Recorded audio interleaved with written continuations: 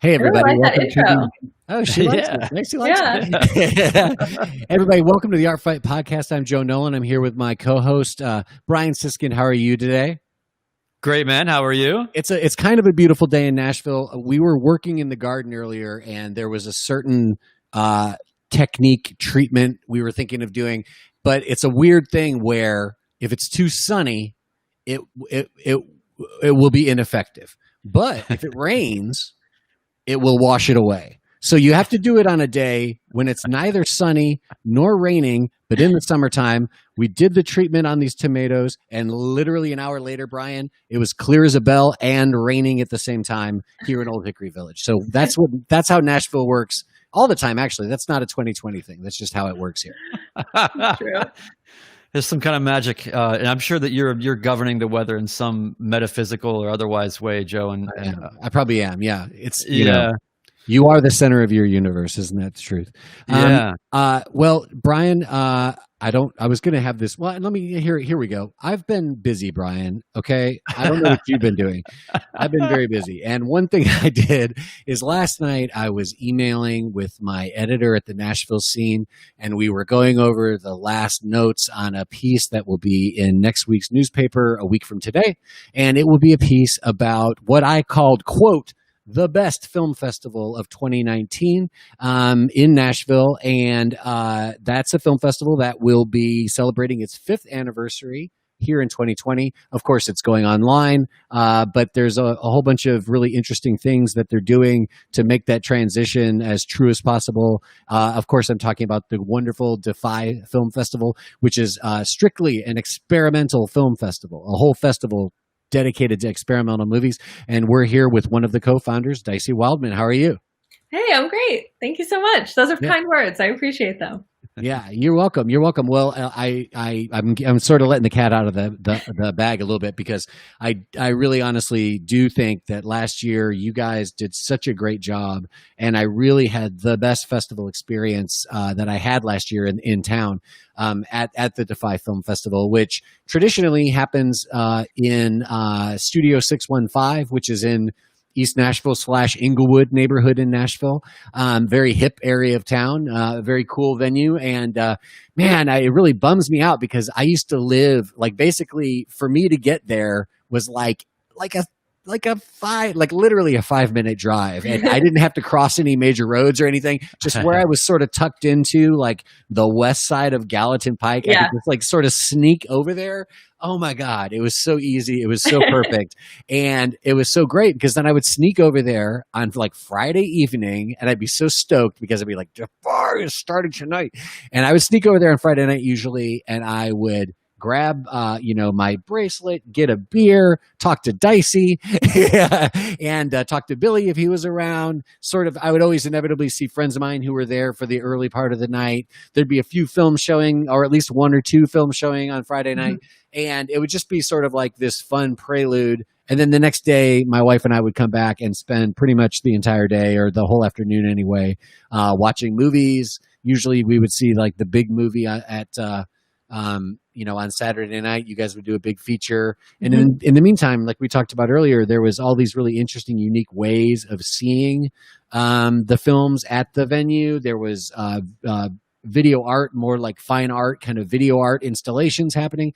Just a fantastic event that really was always such a great, like, end of summer thing that I've come to love it so much, and I don't even want to keep talking about it, because it's starting to hurt. I know, right? I'm, like, getting really sad that we're not going to do that.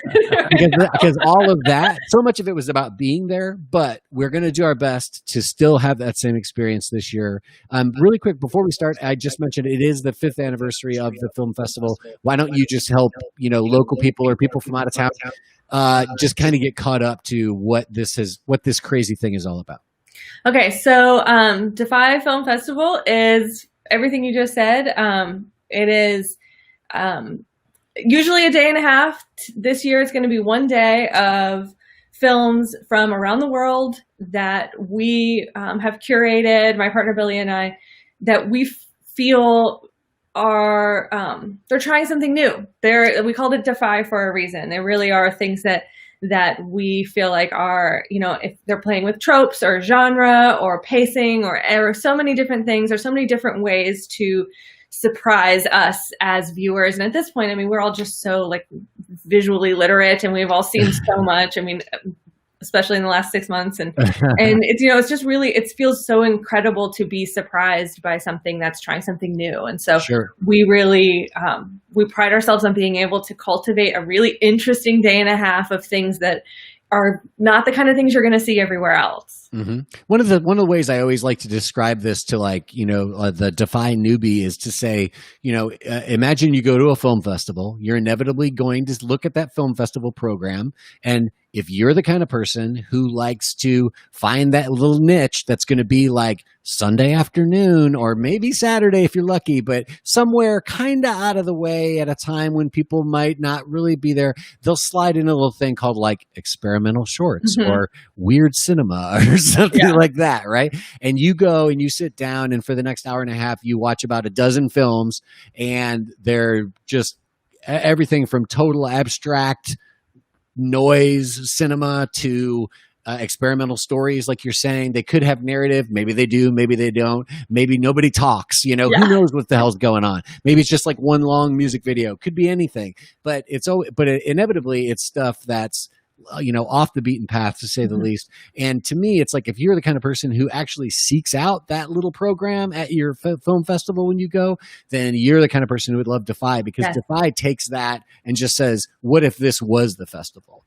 And just that alone, I just got a little tingle. I just literally gave myself goosebumps just thinking about the idea of it, because it's such a great idea. And it's been such a joy to sort of experience it for these last 5 years, or almost 5. I can't wait till next week. Well, I appreciate you being such a champion of us since the very beginning. And I love that explanation of it. I think that's perfect. It really is, kind of like what you're saying too, like we're not necessarily for everyone. Like not everybody wants to have their brain scrambled a little bit, but I think those people are out there. I mean, we're hoping that they are. We're hoping that if they are, that they've found us and are finding us. But we're really such a word of mouth festival too. It's kind of like we're just slowly, it's funny. I've never, I've grown up in Nashville my whole life, but I'm not a musician at all. And I've always had a lot of respect for people like building their brands or their bands and doing their, touring and building up a following. And like, I feel like I understand that in kind of a different way now because of the festival, where it's like, we have a couple of like people who really are into it and they're there every year. And like, I think those, I think hopefully people are finding us who are the kind of people that are looking for something a little different. Mm-hmm. Yeah. Well, people need also a place where they feel comfortable, right? To sort of cultivate and grow and experiment with whatever it is that they're doing. And and when you get into the more codified, structured, not that you're not codified or structured as a festival, but you know what I mean? Like, more normative, I suppose, in some way. It can be intimidating, I think, for a lot of filmmakers that are getting started or whatever, and it's something where you're giving people an outlet. I was just thinking about when you're talking about like the crowd, right? Like the type of people that would really like to enjoy a festival like this. I all I can think about is like, I think back to like high school, and there was the regular part of the parking lot, and then there was this little part of the parking lot that was the unpaved kind of gravel part. And that's where, and it was the furthest, least convenient parking spaces available to the entire school.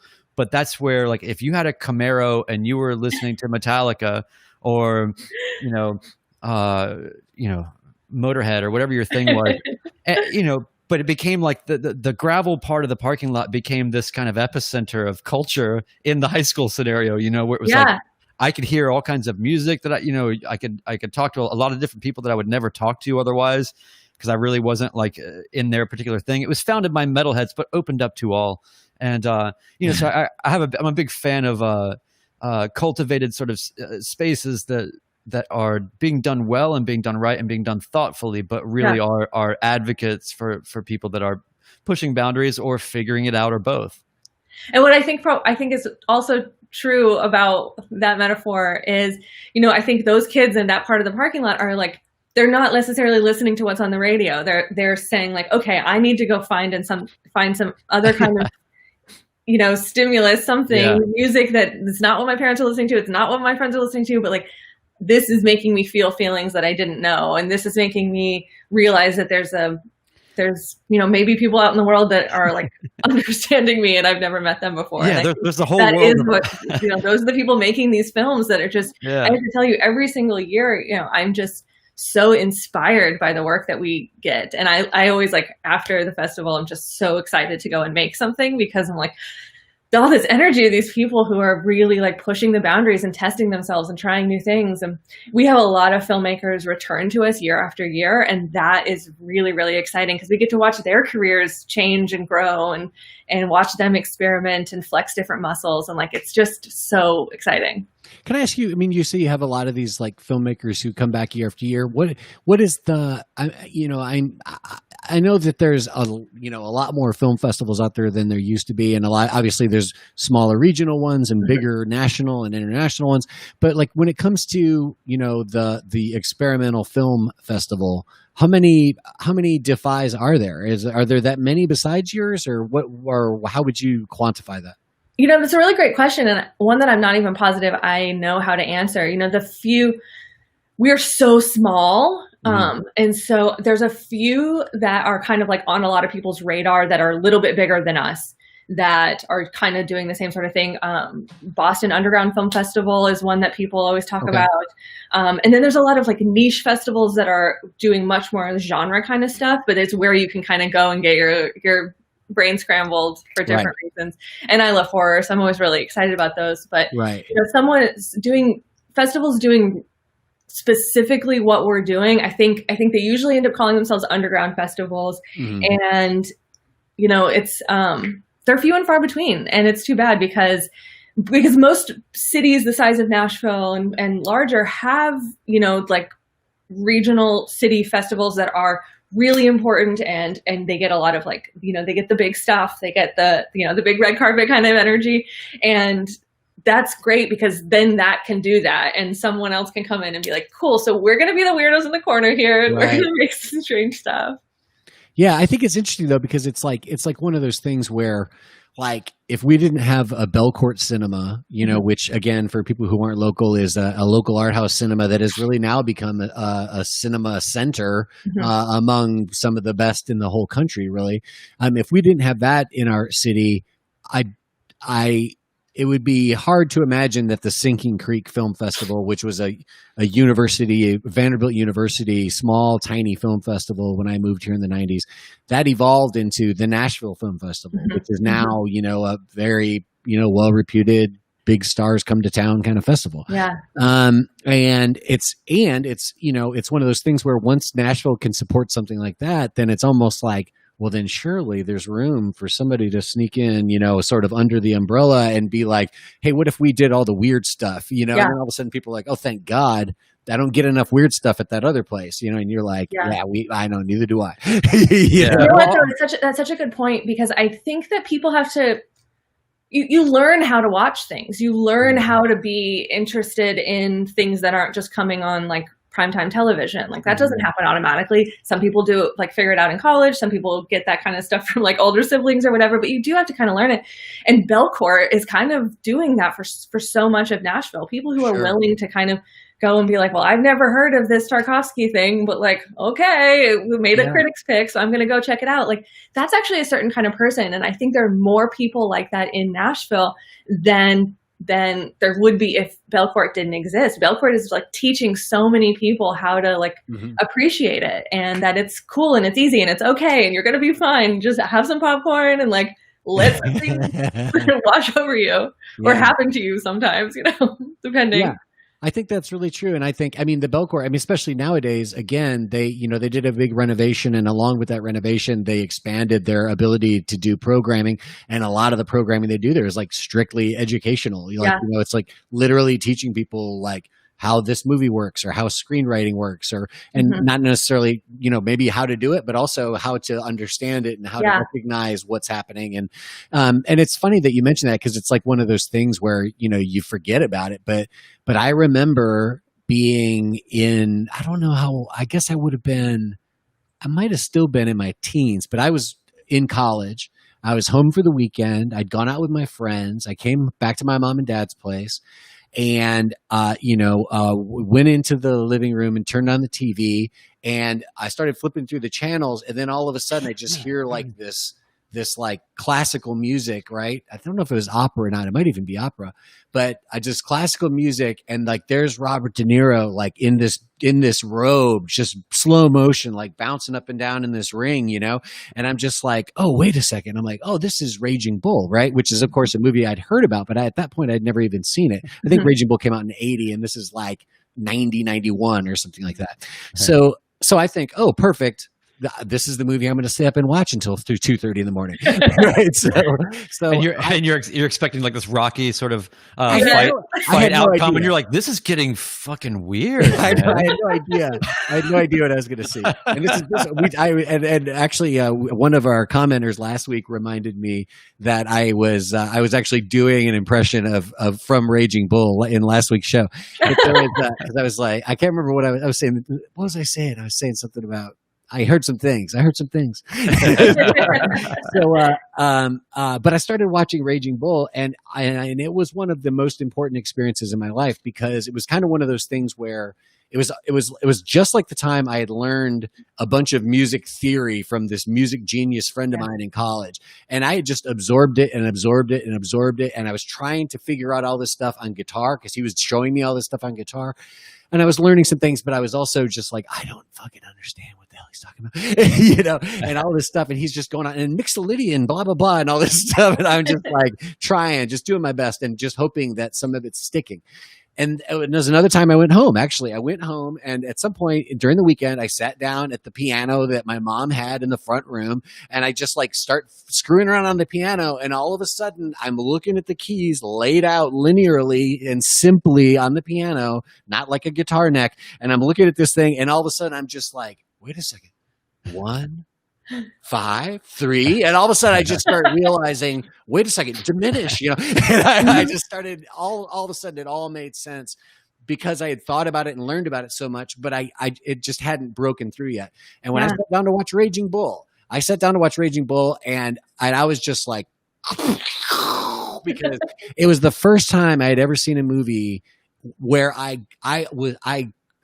every fucking frame, man, I understood what was happening. Not only was I watching it and appreciating it, but I understood why I was appreciating it. And I understood how the director was doing things and stuff. And it was the very first time that I really, really saw a movie for the very first time. So it was incredible. And of course, I'm obsessed with movies, and I was obsessed with movies before that, which is how I learned enough to have that moment. But that's why you were the kind of guy who stayed on that weird thing. Then you go back and you start rewatching everything, and you're like, oh, wait, watch this edit. Oh, that's it. When he closes the door, unbelievable. I'm glad other people are having conversations like that, because I very much. Right. And that's the part, that's one of the parts of this that will be difficult. I have to keep admitting it, we have to acknowledge it, or the pain will get worse. that one of the most fun things about a festival in general, and certainly about a smaller festival like Defy, was the fact that you would have so much interaction with people. And I think also too, I think the smallness of it also meant that, generally speaking, I know a number of people who are going to show up at Defy just because they're weird people who want to watch weird movies, and or because they're people in the film theater world in Nashville who I know many of, and things like this. And inevitably they know other people. So it's like one of those things where I would always also meet so many people from out of town, or people I didn't know in Nashville and stuff. And it was such a great social scene there. I agree with that. And I am mourning that for sure. I mean, it was, I love a party. I love a hang. I love interacting with people. And so obviously that's really hard, but we're actually, we've tried as hard as possible to really replicate as many of those experiences as we can with the festival. And so our website team is like just pretty freaking incredible. And they've designed our theaters so that you can also simultaneously be in a Zoom space at the same time, so that you can like make sure that you're there with your friends, and you can't talk to them because it's Zoom. You have to wait till afterwards, but you can like privately chat them, and you can say like, "Oh my God, did you see that edit? That was incredible." Or, "This is really making me feel things," or anything. Right. And so then you can also like, I just love the experience of running into people exactly like you're saying. And so, you know, at any point you can ask to be put into a private breakout room. That's cool. In the Zoom, and then you can be like actually watching it with your friends, even if you're just sitting on your couch by yourself. Ah, that's pretty rad. I'm glad. And you also said, how much do you want to reveal about this? But before we got on air, you were talking about the fact that, well, I'm going to do this as quickly as I can, but in the space you guys used to have, this 615 event space, which is sort of just like a massive space that basically had a front area and then would go back into a space with a big screen and where you would do like the main theater space. But then you guys also devised a cool theater sort of like just off the lobby in what, I don't know, what is that normally? Some kind of tiny meeting room or something? Yeah. It's like a small meeting room that somebody could rent or something. And you guys set up some chairs in there and you've got a screen there. And then the smartest thing in the world, you just have everybody wearing wireless headphones, and so therefore everybody can watch the movie, everybody can hear the movie. But if people are loud in the lounge outside, like Joe Nolan, who's always out in the lounge just talking at top volume, they can enjoy their movie too. And it's very unique because it's the one and only time I've ever been anywhere where I watched a movie in a group of people with headphones on. Like, it's very unique, you know, and it's just such a practical decision. It's kind of trippy too, though. We always really try and put films in that space that kind of are a little headier, things that are a little more psychedelic. So you can, you know how it is to like listen to music with the headphones on. You gotta put your headphones on, man. You haven't heard it yet. You haven't heard it. I'm definitely a victim of just about everything I make. It sucks unless you see it a certain way or what. It makes me nuts. Like, because you put so much care into the details of certain things, whether it's music or, any kind of visuals. It's like, I either need, this has to be monumental in scale or completely acute sort of, proximity experience or whatever. So it's really cool that you guys actually are not doing I think a lot of people do those sort of things as novelties without really correlating it to the material and the best experience, in a pure way, as opposed to like, and then if you want to do like the silent disco thing, you can, or whatever, like if you want to meet girls, then you go over here, Yeah, no, totally. It really was born out of necessity, but we've, and I think all artists, and I think maybe this is a part of the fact that like everyone behind the scenes at our festival is an artist. Billy and I are filmmakers, but then everyone else is a musician and like doing things on their own. And so that spirit of like, okay, so we need to figure out how we can put more things in here. How can we be creative with the restrictions, but also really optimize them so that if we were attending this festival, we would be excited and inspired by it. And so that's really informs all the decisions that we try to make. But that's one of the things that we talk about a lot on the show is just we ultimately just get into like a lot of things about like creative process, and inevitably when you talk about that subject, you end up having to say something that a lot of people who aren't creative and don't do stuff like this, maybe they don't always understand this. But the truth is, when you have limits and you have obstacles, it actually drives you to be creative, as opposed to when you can do whatever you want. A lot of times you just can't think of anything because you don't know where to begin, right? So just to pick up that thread again, you guys would do the big theater, you guys would do the headphone theater, you'd have art installation type stuff set out, like video-based art installations that would just be in the lobby area where people were congregating near the beer. And then you would also have another theater with sort of a medium-sized screen. And I think there was some limited seating in there. But people, a couch usually. Yeah, like a couch. Yeah, and people could just wander in there and watch like maybe a longer sort of like super experimental kind of thing. The kind of thing that you could appreciate for just a few minutes, or that you could sit all the way through and enjoy if you liked it. But so you had all these different sort of like ways to enjoy movies. So now I've said all this to get us to this point. I don't even know if you want to talk about it, but in your before we started talking today, when we were before we actually got the stream going, you mentioned that one of the things you've done with this year's digital experience is you've tried to also replicate this kind of capacity to watch movies in different ways. Is there anything about that you want to say, like about the different modes that you might be able to get into? Yeah. Okay. So we definitely have had to be really creative within the restrictions. That's definitely very real. And so we're just so lucky that this has happened at a time when technology is where it is. And so we are able to, pretty easily be able to transfer things, not into the full experience. Obviously the social element is the one that suffers the worst, but we're working on that. Right. But yeah, so we've tried to optimize this for what is available right now. And so, like I said, you can watch with the Zoom open as well. So you can make sure your friends are in there and you're able to actually chat with them, which you wouldn't have been normally. Mm-hmm. So there's that space. The headphone idea is actually just replicated automatically because everyone's just going to be watching on their laptops and stuff. Mm-hmm. But then actually we have also brought in the what we used to call the lounge theater, which is what you're describing as that's much closer to the way you would watch a film in a museum, where you're not trying to get it right when it starts. You're not necessarily feel like you need to stay there till it ends, but it's given a space to just sit, be quiet, don't pick up your phone, and experience something. And so that this year is a film called Drift by Elizabeth Lowe. And in my notes on this film, I said to Billy, I was like, if we don't accept this film, I don't know who we are. It's a little longer and it's a little more meandering. And, we had to be super tight with our festival this year because normally we're a day and a half. And this year we're just the one day and we're starting a little later than sometimes we do. And so, we normally hover around 75 films and we're at 48 this year. So we had to be a lot tighter.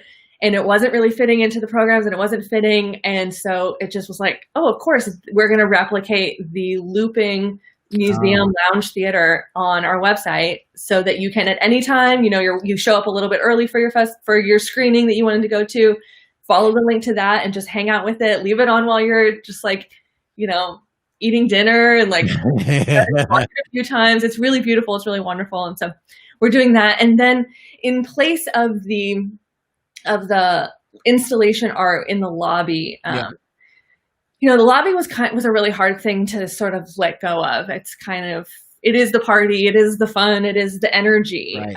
And I've attended a fair amount of virtual festivals during quarantine, and that energy just is not coming through. And a lot of people are trying really hard, and it's clear that a lot of effort's going into that. And so we are also trying really hard and putting a lot of effort into it, and hopefully, finding some sort of magic for that to happen, where all day long in the lobby, there is going to be which is just the homepage of the website that you go to from the link that you get when you register.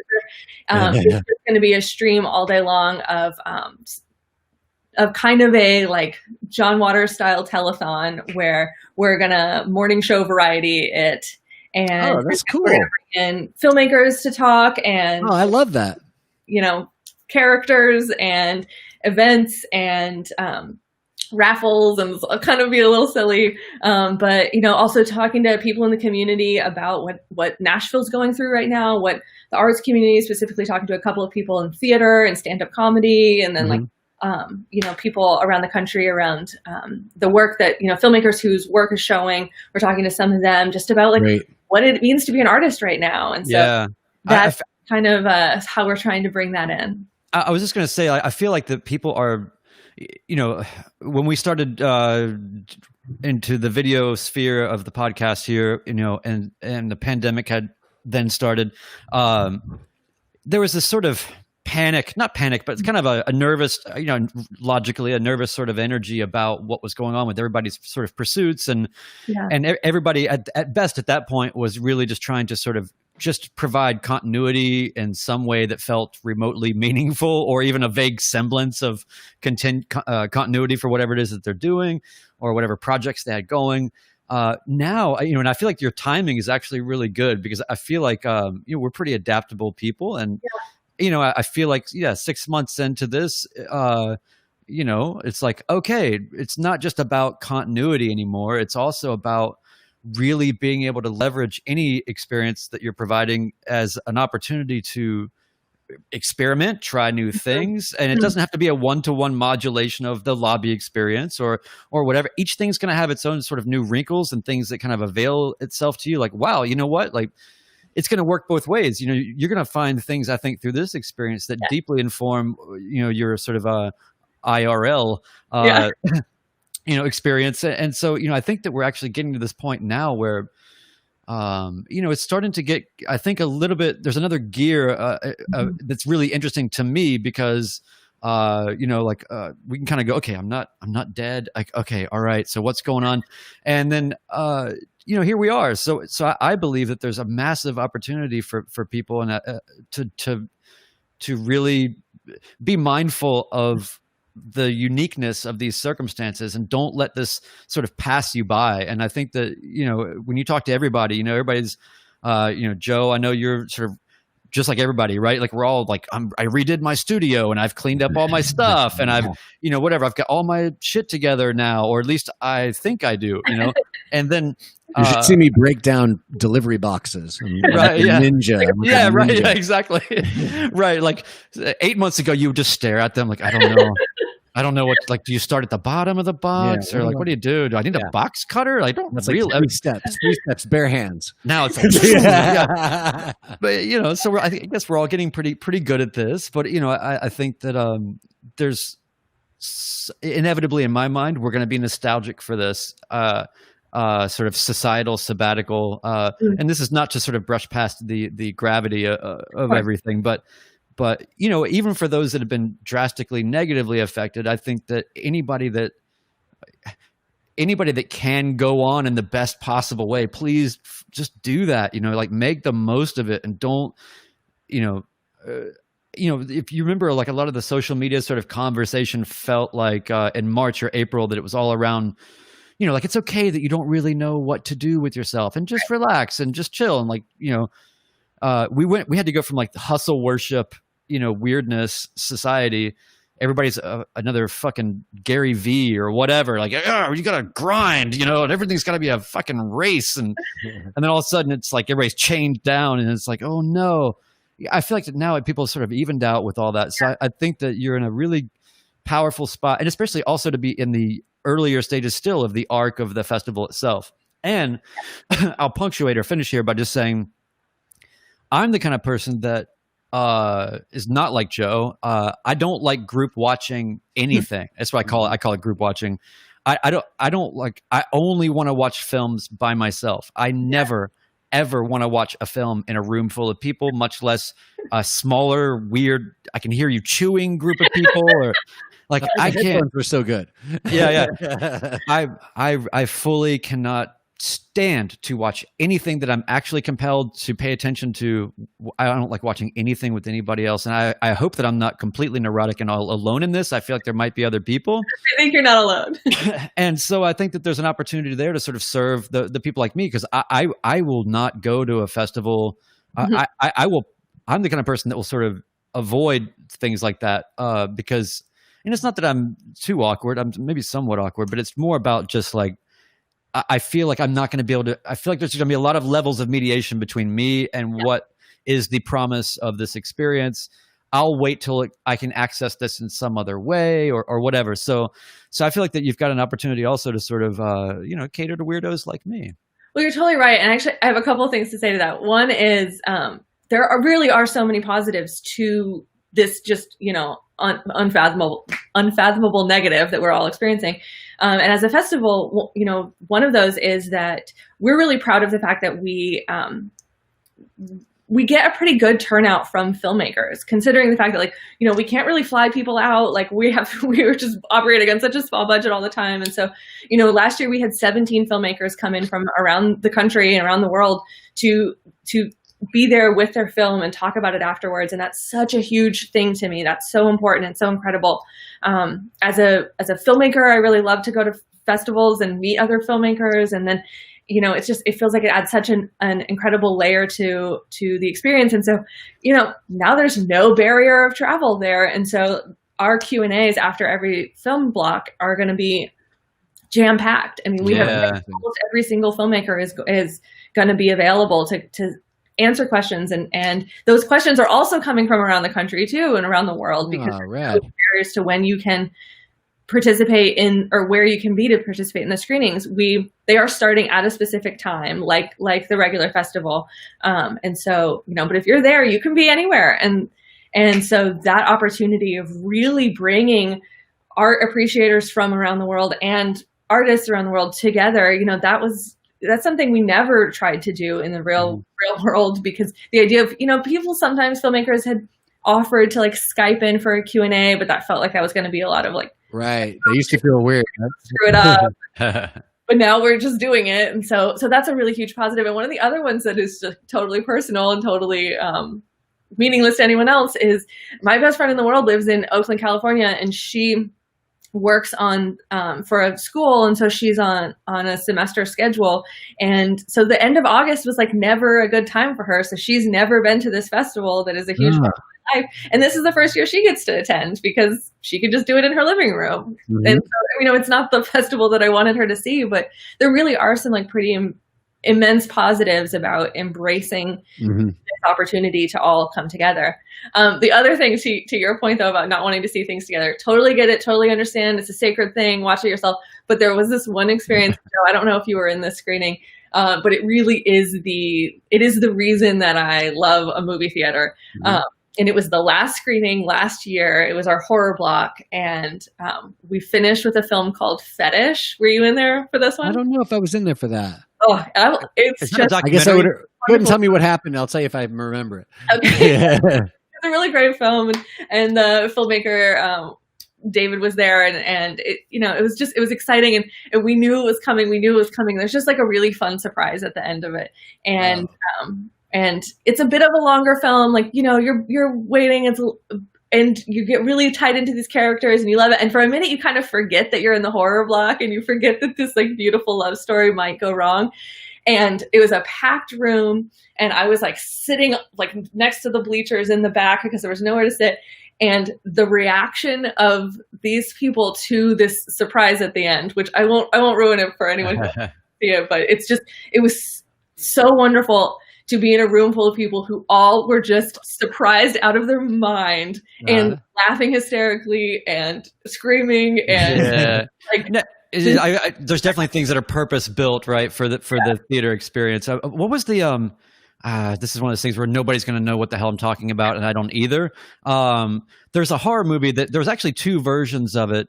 One was done in the 90s, and then one was done in sort of maybe 2008 or something. But it was about this family that goes out into the woods for this vacation, and it's this horror movie, but it's supposed to be. It looks like, feels like a normal sort of horror movie, but everything about the way it's done is situationally set up to provide the most unreal amount of cliche horror tension in the worst way possible. Oh God, what is this? And here's the thing: is like it was one of those things where I was in New York, and I went. It was like one of those moments where you're like, I'm tired of being in 8-degree weather. I'm going to go to a movie, like it's just as a respite. And I ended up having this transcendental experience. It was me and my sister at the time, because we went to this, I got to remember the name of this movie. This is pissing me off. So I remember it opened up, and it was just a shot of this family driving to go on this vacation, maybe in Maine or somewhere. And the music was like John Zorn, like crazy, like Naked City crazy shit. And I'm in like a AMC or whatever you call it, like the big theater in Times Square or somewhere, some huge theater. I'm just getting pelted with like John Zorn. I'm like, what in the hell movie is this? What is going on?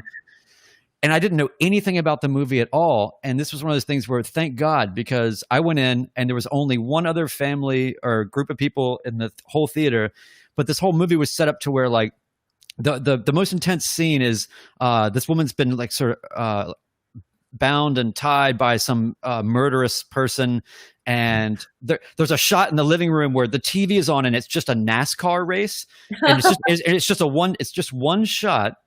And the shot is sort of like looking over the couch, and you can just hear the person wriggling and writhing around on the floor, trying to get out of their tape and ropes and everything to survive, just so they can get to the phone. And that the phone's like on the sink or by the sink in the next room. And they stay on this one shot for like 12 minutes. and the person's just trying to get up and then falls down. And then, and the only sound is just this incessant NASCAR, just like, and then finally the person, gets up, and I'm not exaggerating. This is like a 10-minute one-shot scene in the middle of this completely seemingly mainstream movie. And the people that are in front of me were going ape shit. They were screaming like, why? And so the person, they get up, and so they can either go over here to where the television is, or they can go over here to where the phone is so they can call for help. And the TV's been going for 10 minutes playing this NASCAR thing. And they finally get up and they finally waddle over, and they're not going to where the phone is. They're just trying to get to the TV to turn it off. And everybody's like, ah, like in the theater, just going completely nuts. They have no idea what's going on. And it's done very sneaky. And then finally they get to the kitchen, and there's the phone, and there's a sink full of dishes and everything. And they finally, after like 12 minutes of this, can't really quite get it, push the phone into the water. Yes, of course. And so everything about this movie was set up to be exactly like that. It's excruciating on all of the based on all the horror sort of tropes. And so that's something where it's like, if I saw that by myself, for God's sake, I would have been so pissed. I'm so glad that I saw that in a theater. So I'm not totally averse to that experience, but I love it when things are really purpose built for that. But they are good. Yeah, when things are purpose built for the theater experience, it's a magic thing. I think it's really funny that we're talking about that, because I feel like it's maybe it's like the comedy tragedy thing or something like that, but I feel like comedy movies are the other movie that you get that experience in a lot. Like when you're in a theater full of people at a really funny movie, it's twice as funny as it is when you're watching it by yourself. I remember I saw Dolomite. What was it called? What was the name of that movie? Not. I'm thinking of the Eddie Murphy movie, but it was a movie that came out maybe 10 years ago, and it was basically sort of like a reboot of a blaxploitation film. Do you remember what I'm talking about? Called like. This is the show where we just talk about things we can't remember. Right. We're sort of Googling that movie with the show with the. No, hold on a second. I'm looking up my thing right now because it's making me. I'm fully distracted now. I can't even focus. But no, there is something about the propulsion of and shared crowd energy. For I got sure. it. I got it. It's called Black Dynamite. And that movie's funny. Number one. But I'm telling you, when I saw it at the theater, at the Belcourt, actually, I was with like a group of friends, and everybody else was there with a group of friends. And I wouldn't say it was packed. It was like a weeknight, but there was still a lot of people there. And I missed half the jokes in that movie because every joke was so funny that you never heard the next one, because everybody was just laughing their ass off. And then there's another joke and you can't hear it because everybody's laughing too hard. But it's really funny the way that for whatever reason, it really feels like stuff that's terrifying and stuff that's hilarious is like the best stuff to see with a group of people. You know what I mean? Yeah. I mean, they're both things, both comedy and horror, they elicit a physical reaction, whether you're screaming or you're gasping or you're laughing. Right. Drama doesn't really always do that. I mean, maybe you cry or, maybe you're surprised. Nobody wants to sit through a drama listening to me cry in the theater, okay?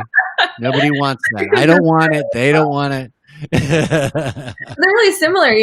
I feel like the structure of comedy and horror are similar. You want that. You set people up for what you think that is going to happen, and then you surprise them with something else. And it is I think maybe being in that with other people is kind of has a power to it. Okay, what is it? Funny games. Oh yeah. So there's two. It's weird because there's one that's in 1997 that's not even really. I don't know. It's not the same thing. But it's like a European movie, right? And then they remade it as an American film. But he made them both. Yeah, and it's like a shot for shot too, isn't it? Michael Haneke. Yeah. Well done. But it's got Tim Roth and Naomi Watts in it. So anyway, I just remember being like, "Wait, Tim Roth, John Zorn music? Like, what in the hell is going on?"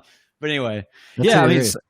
So we, as we also talk a lot about, fighting and combat sports and all that. And we've just been having a lot of conversations with a lot of different folks about how, right now with sports, right? Like there's this absence of fans and people are dealing with it in different ways. And so the NBA right now has got like kind of virtual fans and they're piping in sort of fake crowd noise. And that's sort of like an approximation of an experience, I suppose. Right. Like that's how I felt like when they like Joe, that like if you buy a Corvette or something now, like that it has fake car noise in it. Like engine sound comes through the speakers of the stereo. Are you kidding? No, a lot of cars are like this now. They pipe in fake engine noise because everything's become so insulated that it's diminished the driving experience. And so I'm not talking about electric cars. I'm talking about like gas powered cars, combustion engines. Yeah. I want it to sound like a muscle car, but they don't sound like that anymore. Right. So then you can pipe it in. Like, it's so weird. So we're in this, it's so funny how like we're in this age of certain things that are simulations, like us hanging out right now, are fine, and other things are like fuck you, like it's totally patronizing, like get out of here. So I don't know, but with sports, right, and that sort of common energy, thing, but with combat sports and mixed martial arts and boxing and things right now, it's like it's actually been this tremendous insight into the sport, because you have this other sensory layer. You can hear coaches' instructions, and you can hear the breathing, and you can hear, fighters talking to each other, and you can hear all these things that all of a sudden elevate. It's like another dimension to what's actually going on in this realism and this immersion. But at the same time, you don't feel like people are riding the wave of being on a roll, like, oh man, they connected on 2 or 3 punches and now the crowd's really behind them and they're feeling it. And now this is happening. Or like in a basketball game, wow, like you can feel the connectedness between the audience and the performer. And so, I feel like that we're missing some things and we're learning some things. Again, it's sort of like, how do we, coming out of the other side of this, figure out what are the best ingredients of all of it? Yeah, that's so fascinating. I mean, I think I'm not a live performer, and I can't even imagine having to translate that experience into, whatever this is now. I heard on some podcast, Maria Bamford talking about doing Zoom shows and how like, it's all the bad parts and none of the good parts. Yeah, that sounds about right.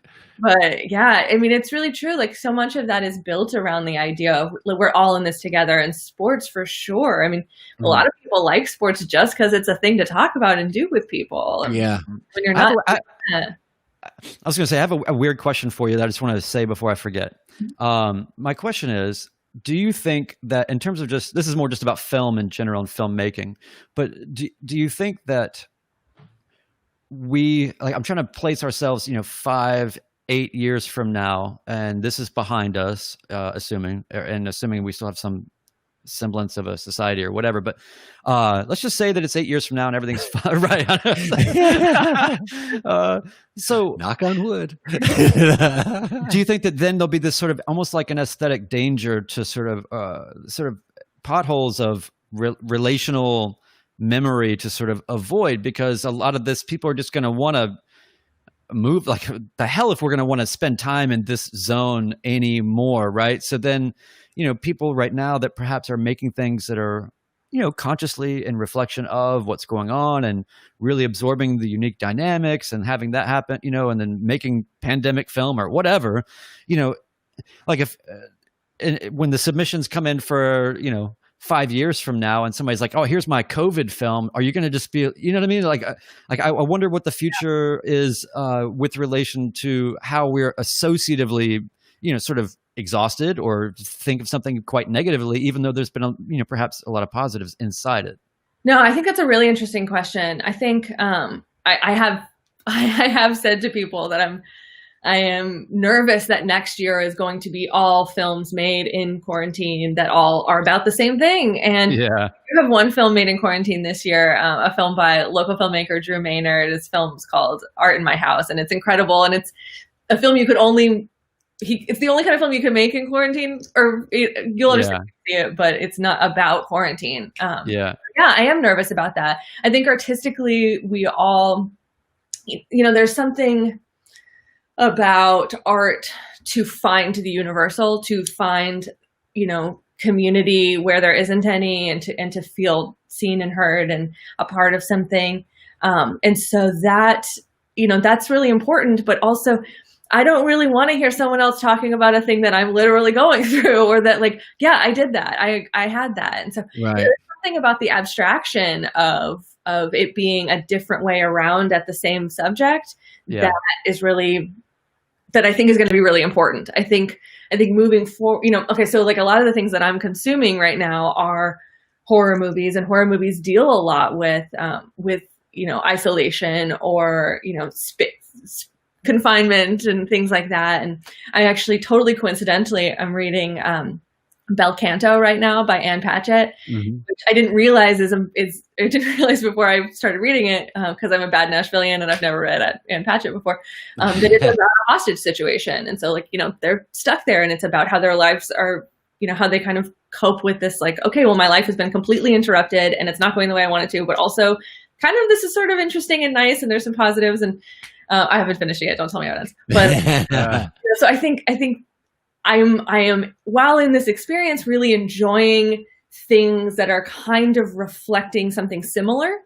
You know, I just watched Relic on, I think, Amazon Prime, which is a new horror movie, and it's really great, and it deals, you know, with some of these things. But I don't want to watch someone talk about quarantine. I feel like there's some level of distance has to be there, and I don't think necessarily the distance is chronological. I think there's going to have to be someone's going to have a really hot take. It's basically it, because it's someone was bringing up the other day that, you know, there's not a lot of art about, and maybe I'm wrong, but about the Spanish flu, and it's because, you know, we all did it. It's all let's get past that. And I think this is such a fascinating time for so many reasons. And I think a lot of the really positives that are happening in terms of social movements couldn't have happened without the pandemic. And I think I want to hear critical conversations about that in 5 years.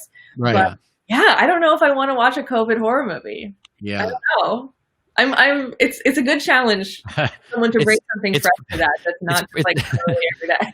It's pronounced covered.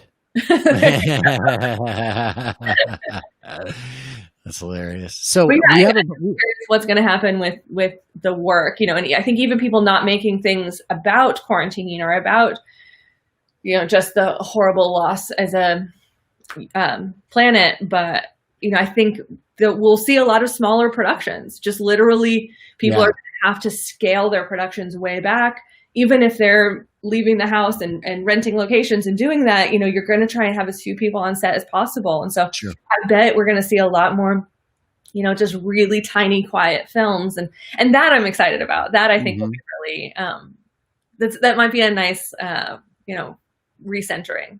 Well, like we said earlier, you know, it's one of those things where I think, you know, for a lot of people, it could be the thing that, you know, the most difficult possible circumstances push them into new realizations and new creative levels that they wouldn't have gotten to otherwise. We have a few minutes left, and before we get out of here, do you want to just like run us through a few of the highlights that we should be looking at when we tune in next Saturday for the Defy Film Festival? Yeah, I do. Well, I will start with Art in My House, which I've already mentioned is exactly funny games. Art in My House, which is Drew Maynard, and he's incredible. And we are really, really, really excited to get this film from him. It is from the perspective of his very sweet dog named Bolo, but just really wonderful. He's an incredible talent in town, and we feel really lucky to have it.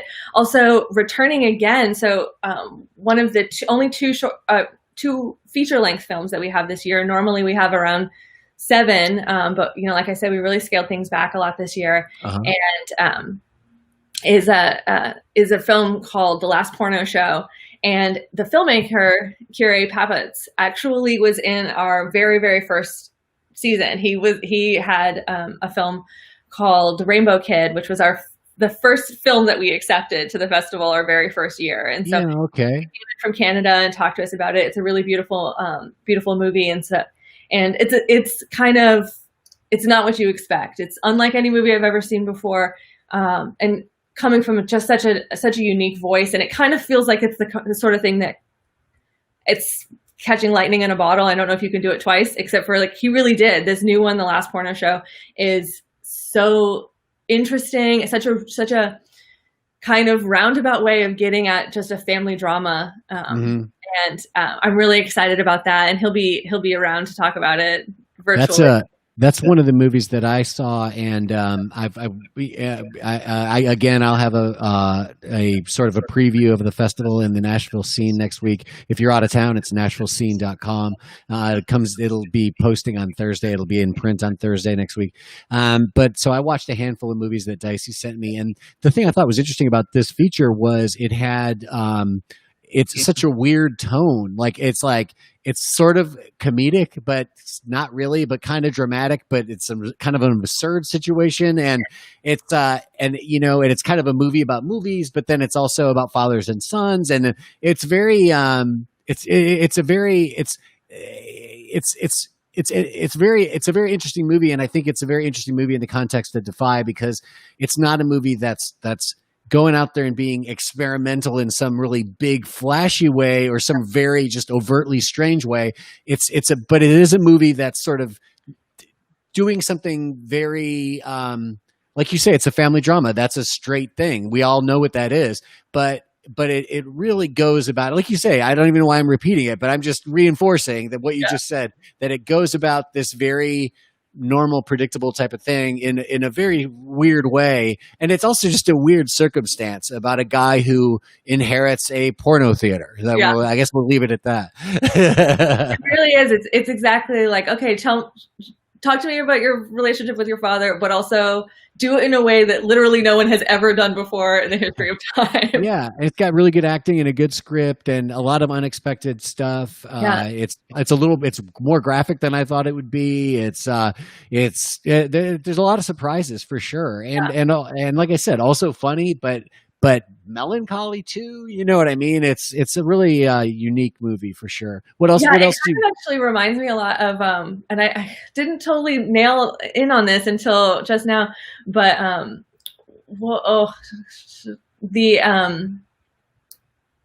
focus. What am I trying to say?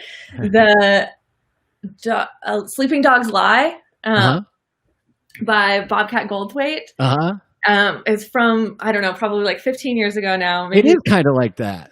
It is a little where it's like at the very beginning of the movie, you're like, oh my gosh, am I going to do I really want to watch a movie about this? And yet by the end, you are so fully invested in the characters and you are really experiencing this just good point. True thing with them. Mm-hmm. I even thought that, there's a little bit of a Boogie Nights thing going on in the sense that you're sort of in the porn world sort of milieu, but at the end of the day, I really felt like there's lots of moments where all the different odd characters that are attracted to that world for various reasons, and in this case, attracted to this theater for these various reasons, they sort of make up a weird family of their own in a very touching human kind of way, that again is sort of like plays off of these other moments that are just like ridiculous or kind of gross. Yes, both those things, absolutely. I love that. So kind of similar to that this is the first year that we have a block, which is, we're calling it our dramedy block.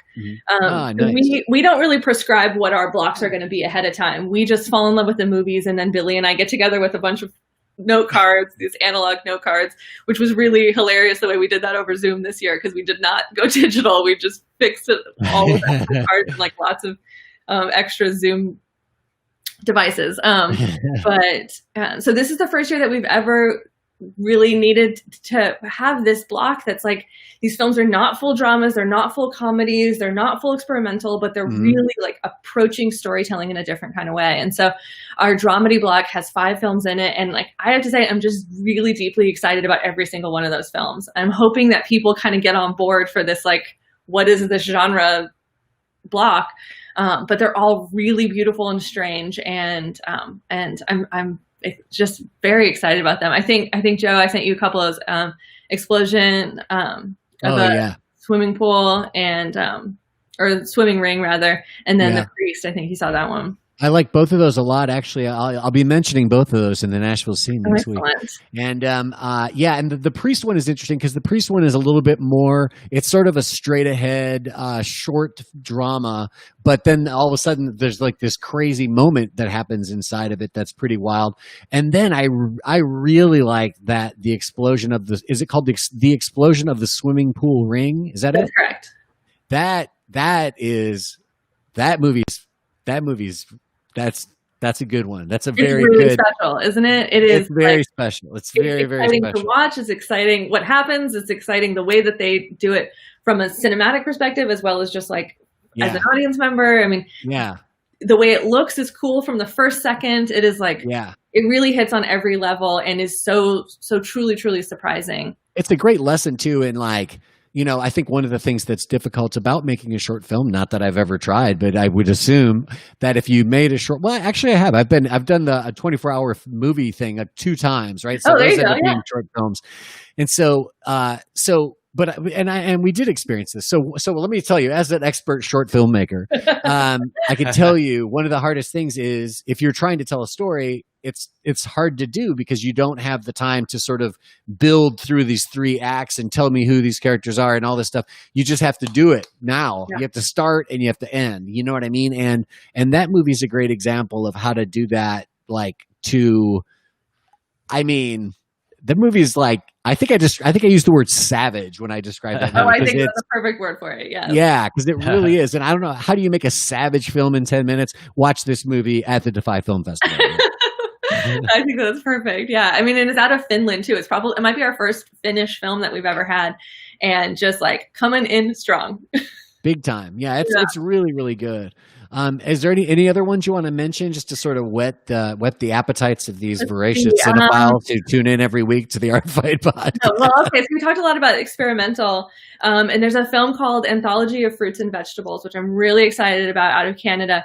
And one of the things that makes it really special is the filmmaker Dawn George. She developed the film using some of the materials from the fruits and vegetables that she's filming. And so it feels very old school, like Stan Brakhage kind of filmmaking.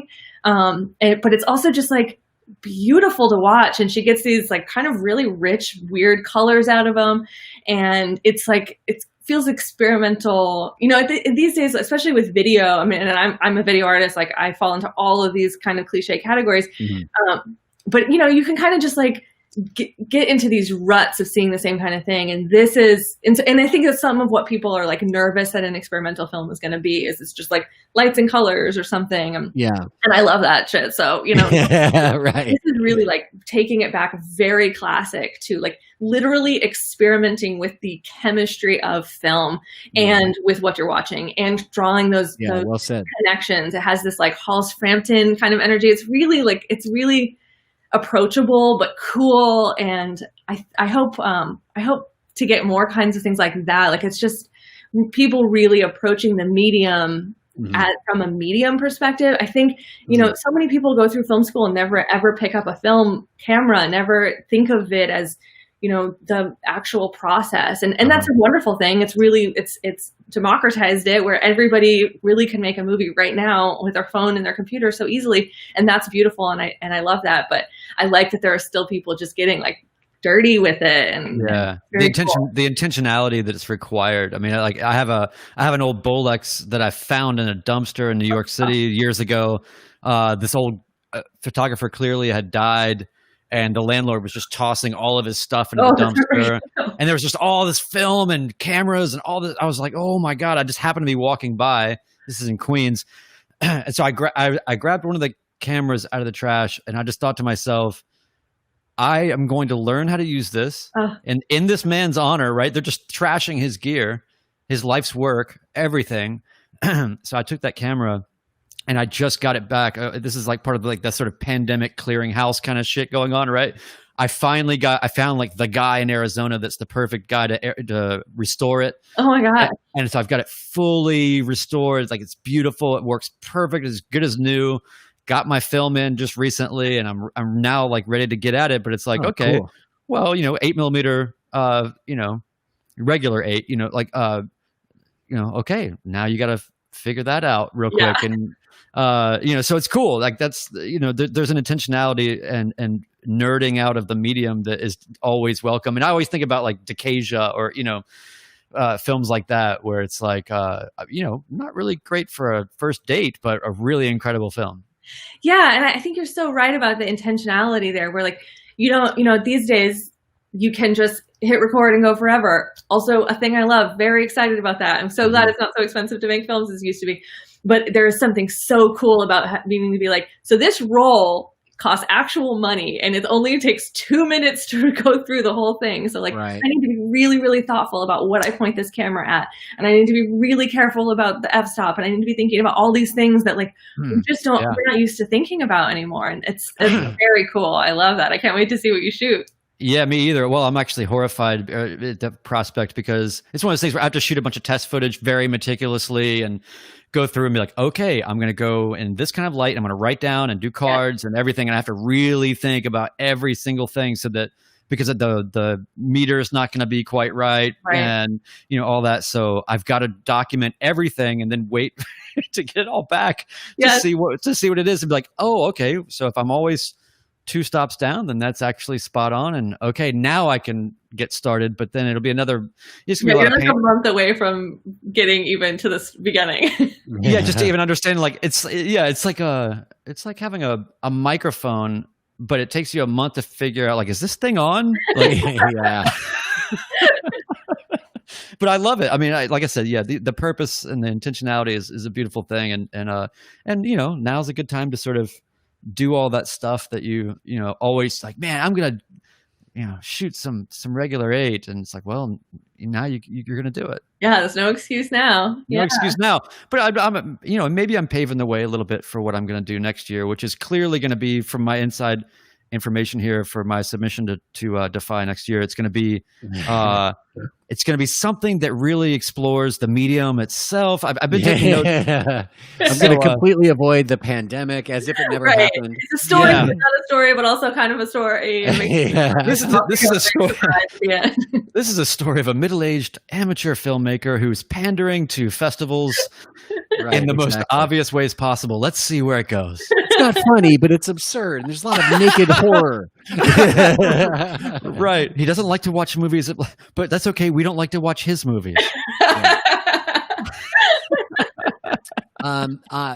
Well, if anybody wants to watch this again, like we talked about, one of the things that actually is this, you know, the silver lining about this whole situation. There's actually 2 silver linings. We've mentioned one, which is that anyone who's listening to this podcast or anyone who has an internet connection and somehow finds out that there's a film festival happening based in Nashville online next week can watch the film festival, which is awesome. The other thing I want to mention that I think is great is that one thing that happens even at a festival like Defy is that you can't see everything. You end up missing things because I want to see this thing, but it runs for an hour and a half. And that means I'm going to have to miss this short block over here. And that's part of the fun of the Film Fest, really, is sort of going through there and trying to figure out your schedule. And we're going to see this, but then we can't see that, but that's going to play again on the next day. So we'll see it that day and figuring all it out. But there's also something wonderful about the fact that it's like, if I get up and make breakfast on Saturday morning, I can just watch them all.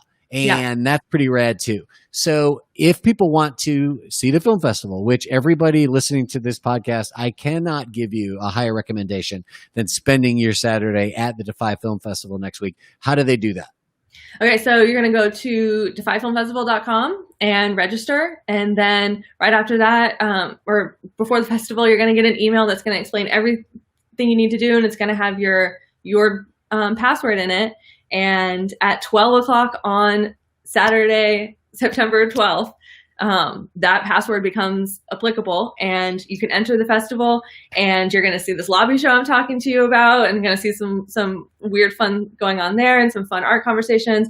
And starting right at 12:30, there's going to be films all day long until 11 p.m. Like you were saying, like, it's not possible to see all of them. There's some overlap. And so let yourself off the hook, just enjoy it, pop around, go to all the different rooms. Don't forget to go into the looping lounge room where Drift is playing all day long.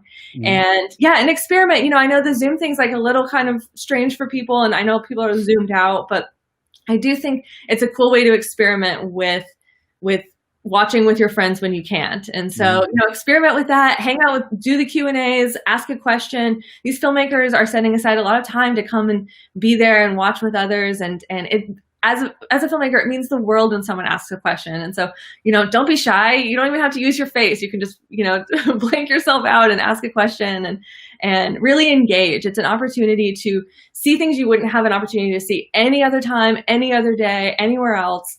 And really, I hope that it's just a little respite for people. Mm-hmm. No, I think I just described this wrong, because I was thinking that I could register for the festival, get my password, log in, and then just browse around and watch whatever I want. But are you saying that things are actually scheduled where if they're it's going to, so that they're is scheduled, so you got to know what you want to see and look at ahead of time?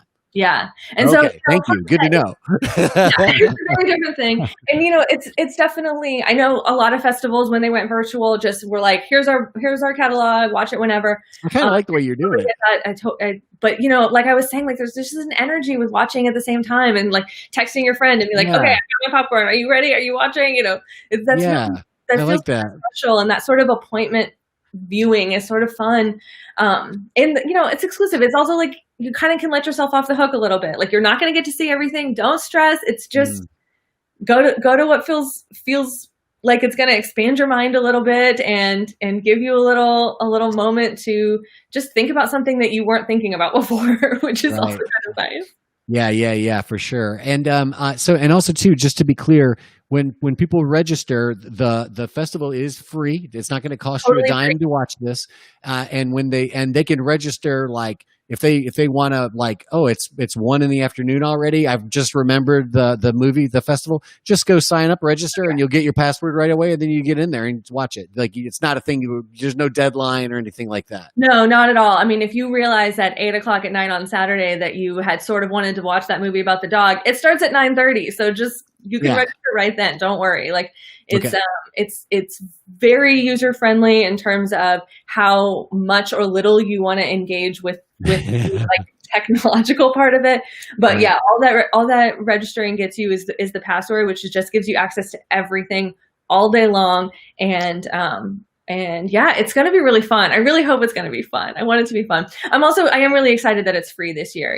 We have tried really hard to keep our prices really low, and like I said, we're working on almost no budget. We are a 501c3. And so we're just like kind of army crawling through it all. And then, this happened. And so, but it feels like the right thing to make this free, make this available, give people this opportunity to have this just like art day where you get to experience some strange stuff, call up your friend in Indonesia and watch with them. I don't know.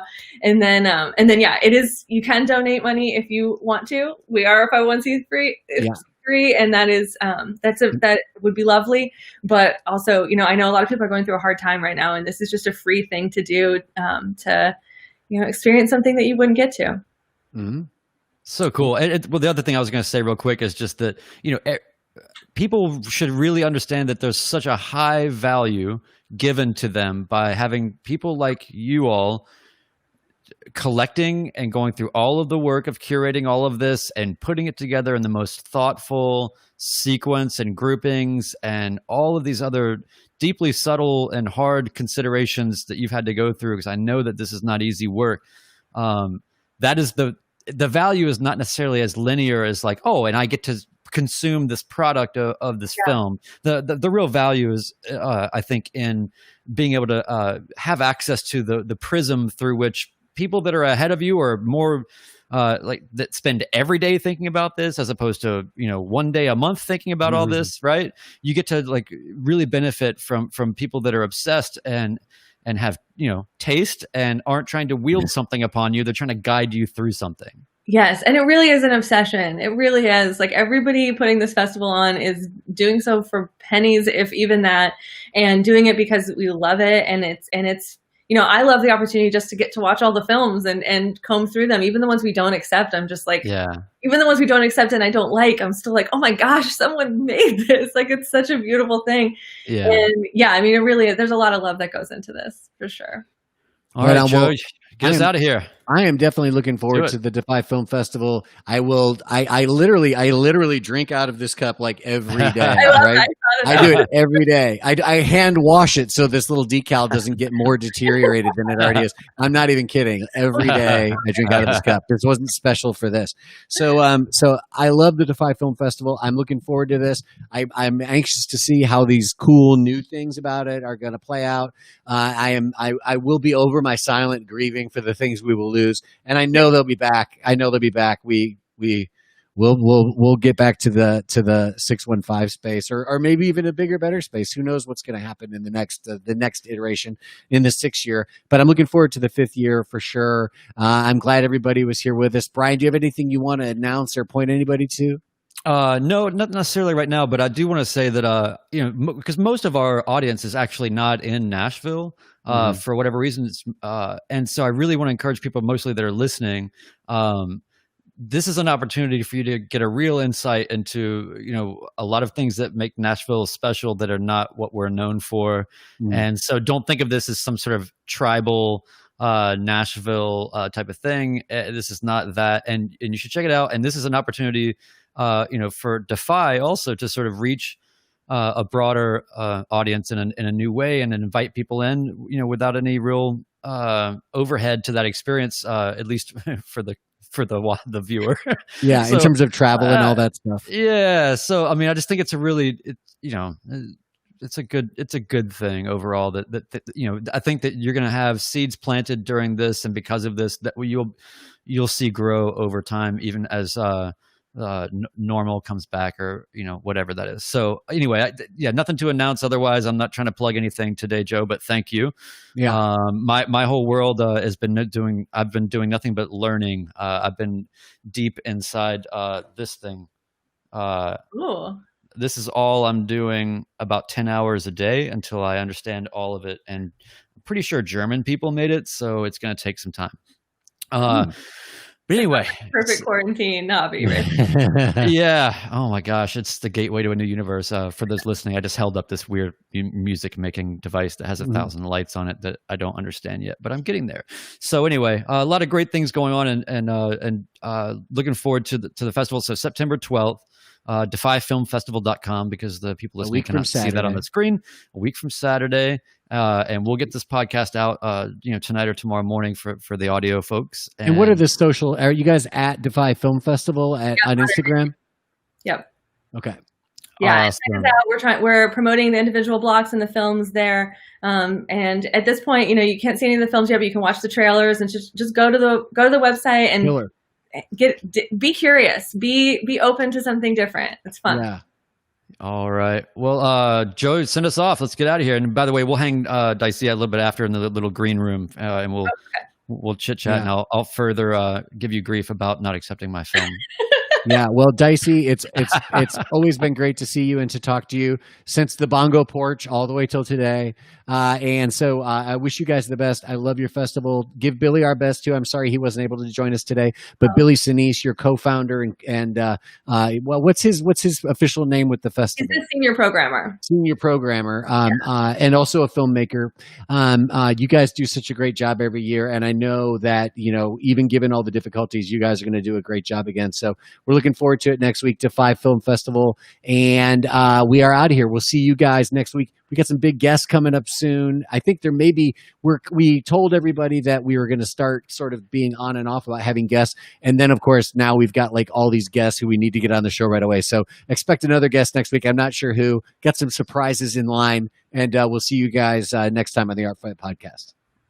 All right. Bye. Peace out.